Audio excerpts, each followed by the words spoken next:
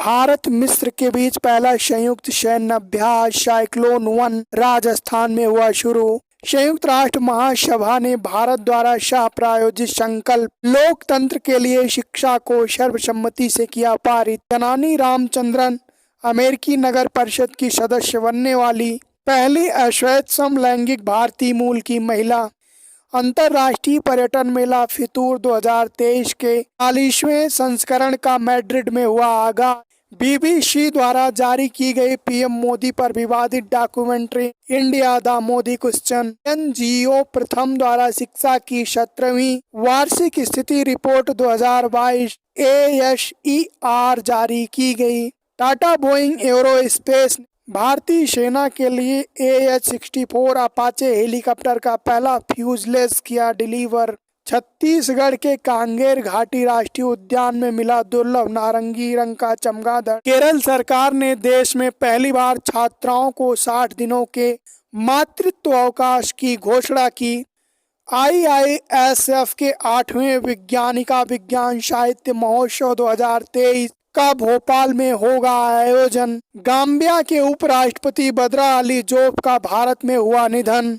कर्नाटक के हासन में मेरी पॉलिसी मेरे हाथ अभियान लॉन्च किया गया है। मेरी पॉलिसी मेरे हाथ अभियान प्रधानमंत्री फसल बीमा योजना का हिस्सा है। इस योजना का उद्देश्य देश के सभी किसानों को अपनी फसलों का बीमा करने के लिए प्रेरित करना है।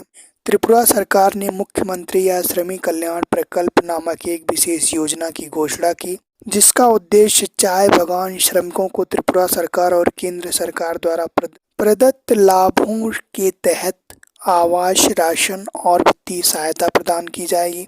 त्रिपुरा के 7,000 चाय बागान श्रमिकों में 75% महिलाएं हैं। चाय का उत्पादन मुख्य रूप से सिपाही जला, उनाकोटी, पश्चिम त्रिपुरा और उत्तरी त्रिपुरा जिलों में किया जाता है। हाल ही में भारत के मुख्य न्यायाधीश ने digital platform faster fast and secure transmission of electronic records launch किया। यह सर्वोच्च न्यायालय के अंतरिम आदेश, स्थगन आदेश, जमानत आदेश आदि को संप्रेषित करने के लिए एक डिजिटल प्लेटफॉर्म है। यह भारतीय संविधान के अनुच्छेद 21 के तहत कैदियों की व्यक्तिगत स्वतंत्रता, जीवन के अधिकार और गरिमा जीवन के मौलिक अधिकारों को सुनिश्चित करेगा। रेलवे सुरक्षा बल RPF ने ऑपरेशन उपलब्ध के तहत कथित कालाबाजारी करने वालों के खिलाफ एक अखिल भारतीय अभियान चलाया। फरवरी 2022 में RPF द्वारा ऑपरेशन आहट नाम से मानव तस्करी पर अंकुश लगाने के लिए एक राष्ट्रव्यापी अभियान शुरू किया गया था। RPF एक केंद्रीय सशस्त्र बल है जो भारतीय रेल मंत्रालय के अधीन कार्य करता है। RPF के अध्यक्ष अरुण कुमार। राष्ट्रीय महिला आयोग ने मानव तस्करी रोधी एक प्रकोष्ठ की शुरुआत की है। राष्ट्रीय महिला आयोग अधिनियम 1990 के तहत राष्ट्रीय महिला आयोग की स्थापना जनवरी 1992 में एक वैधानिक निकाय के रूप में की गई थी।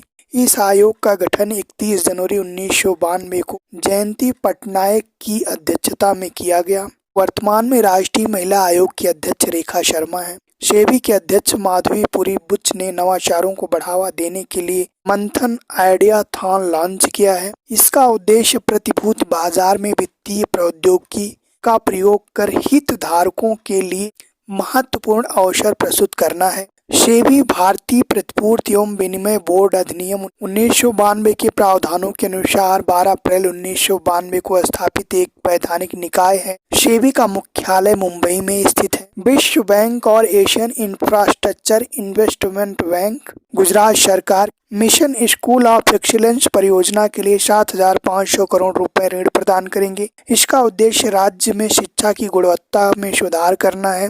अंतर्राष्ट्रीय पुनर्निर्माण और विकास बैंक तथा अंतर्राष्ट्रीय मुद्रा कोष की स्थापना एक साथ वर्ष 1944 में अमेरिका के न्यू हैम्पशायर में ब्रेटन वुड्स सम्मेलन के दौरान हुई थी। भारत में महिलाओं के मानसिक स्वास्थ्य में सुधार के उद्देश्य से महिला और बाल विकास मंत्रालय द्वारा निमहांस बेंगलुरु के सहयोग से स्त्री मनोरक्षा परियोजना की शुरुआत की गई। इसका लक्ष्य है देश भर में 6,000 वन स्टॉप केंद्रों के पदाधिकारियों को मानसिक स्वास्थ्य प्रशिक्षण प्रदान करना। वन स्टॉप सेंटर में महिलाएं चिकित्सा, कानूनी और आपराधिक मुद्दों पर सहायता प्राप्त कर सकती हैं। केंद्रीय सूक्ष्म लघु और मध्यम उद्योग राज्य मंत्री अनुप्रताप सिंह वर्मा ने एमएसएमई मंत्रालय द्वारा all India plastic manufacture association के सहयोग से संभव और स्वावलंबन पहल की लॉन्च की। का उद्देश्य युवाओं के मध्य उद्यमशीलता को बढ़ावा देना है। संस्कृति मंत्रालय, जल शक्ति मंत्रालय, आवास और शहरी कार्य मंत्रालय ने 5 मार्च को नई दिल्ली में एक कार्यक्रम स्वच्छाग्रह का आयोजन किया। स्वच्छाग्रह अभियान दुनिया के सबसे बड़े और सबसे प्रभावी जन आंदोलन सत्याग्रह से प्रेरित है। स्वच्छता की एक अस्थायी संस्कृति विकसित करना इस अभियान का उद्देश्य है। इस अभियान का उद्देश्य 11 से 14 वर्ष आयु वर्ग की स्कूल न जाने वाली किशोरियों को शिक्षा प्रणाली में वापस लाना है। कार्यान्वयन एजेंसी इस अभियान को महिला एवं बाल विकास मंत्रालय द्वारा शिक्षा मंत्रालय के साथ साझेदारी में चलाया जा रहा है। बेटी बचाओ बेटी पढ़ाओ योजना 2015 में प्रधानमंत्री जी द्वारा नीफत हरियाणा से प्रारंभ की गई। हाल ही में केंद्र द्वारा सूचित किया गया था कि 190 करोड़ रुपए से अधिक की लागत वाली देविका परियोजना जून 2022 तक पूरी हो जाएगी। इस परियोजना पर कार्य मार्च 2019 में राष्ट्रीय नदी संरक्षण योजना के तहत शुरू किया गया था। देविका नदी जम्मू और कश्मीर के उधमपुर जिले के पहाड़ी शुद्ध महादेव मंदिर से निकलती है। राष्ट्रीय नदी संरक्षण योजना वर्ष 1995 में शुरू की गई। यह एक केंद्रीय वित्त पोषित योजना है जिसका उद्देश्य नदियों के प्रदूषण को रोकना है। स्वास्थ्य मंत्री डॉक्टर मनसुख मांडविया ने देश के बच्चों और गर्भवती महिलाओं को गंभीर बीमारियों से बचाने के लिए सघन मिशन इंद्रधनुष के चौथे चरण का शुभारंभ किया। यह देश में पूर्ण टीकाकरण हेतु एक विशेष अभियान है। सघन मिशन इंद्रधनुष कार्यक्रम की शुरुआत वर्ष 2017 में की गई थी। सघन मिशन इंद्रधनुष के तहत उन शहरी क्षेत्रों पर अधिक ध्यान दिया गया जो मिशन इंद्रधनुष के तहत छूट गए थे। प्रधानमंत्री ई विद्या योजना कार्यक्रम के माध्यम से देश में डिजिटल शिक्षा प्रणाली को बढ़ावा दिया जाएगा। इसके तहत सामुदायिक रेडियो एजुकेशनल चैनल ई कोर्सेज शुरू करने का प्रावधान किया जाएगा। योजना का मुख्य उद्देश्य देश में विद्यार्थियों के लिए ई लर्निंग और डिजिटल लर्निंग शिक्षा कार्यक्रम को बढ़ावा देना है। रक्षा मंत्री श्री राजनाथ सिंह ने 27 मई 2021 को ऐप का शुभारंभ किया जिसका उद्देश्य मरीजों को उनके घर में स्वास्थ्य सेवाएं उपलब्ध कराना है। रक्षा मंत्रालय ने services e health assistance and teleconsultation नामक एक ऑनलाइन चिकित्सा परामर्श मंच स्थापित किया है। इसके माध्यम से सेवानिवृत्त सैनिकों और सैन्य कर्मियों को सेवाएं प्रदान करने के लिए दवाओं की होम डिलीवरी सेवा शुरू की गई है। रेलवे सुरक्षा बल आरपीएफ ने यात्रियों के लिए अपना खोया हुआ सामान वापस पाना आसान बनाने हेतु मिशन अमानत नामक एक मिशन की शुरुआत की है। इस पहल का उद्देश्य रेलवे सुरक्षा बल रेल यात्रियों के खोए हुए सामान का पता लगाएगा और वेबसाइट पर सामान का फोटो और विवरण अपलोड करेगा जिससे फिर यात्री अपने सामान की पहचान कर सकेंगे और उन्हें पुनः प्राप्त कर सकेंगे। आंध्र प्रदेश के मुख्यमंत्री वाईएस जगन मोहन रेड्डी ने जगन्नाथ स्मार्ट टाउनशिप वेबसाइट का औपचारिक शुभारंभ किया है। स्टार्टअप टाउनशिप के माध्यम से मध्यम आय वर्ग के लोगों को उचित मूल्य पर भूखंड उपलब्ध कराए जाएंगे। हाल ही में आवास और शहरी कार्य मंत्रालय ने सार कार्यक्रम की शुरुआत की। इसका पूरा नाम है smart city and academia towards action and research. इस कार्यक्रम के तहत देश में 15 प्रमुख वास्तुकला और योजना संस्थान स्मार्ट सिटी के साथ मिलकर स्मार्ट सिटी मिशन की शुरुआत की जाएगी।